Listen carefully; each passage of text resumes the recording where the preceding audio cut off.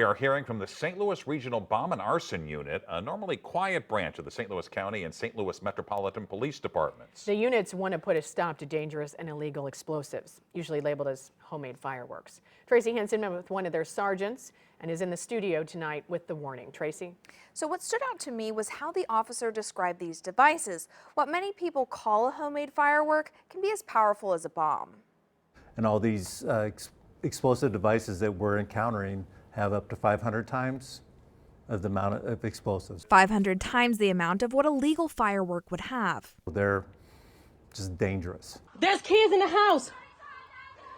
We're calling 911. He's seen it firsthand. Sergeant John Martin has served with the St. Louis Regional Bomb and Arson Unit since 2017. 2 incidents that cost lives in 3 years is too many. Sergeant Martin is referring to the 2 separate home explosions in Florissant, one last week that killed a man and one in 2022 that killed 4 people. Some know what they're getting into, others don't.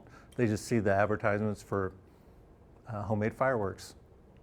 And it's all fun and games until it's not. Dangerous for the people making them and their neighbors. As seen in past experiences, houses blow up, and that's going to impact neighborhoods, their neighbors, and so forth.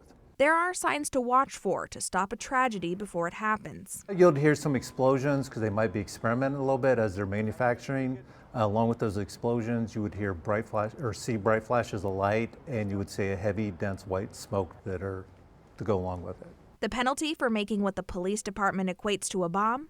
Just possession alone. They can be charged with an explosive weapon, which is very similar to a UUW charge, which is a Class D felony.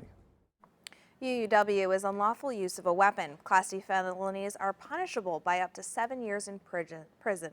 Sergeant Martin says legal fireworks will always be labeled.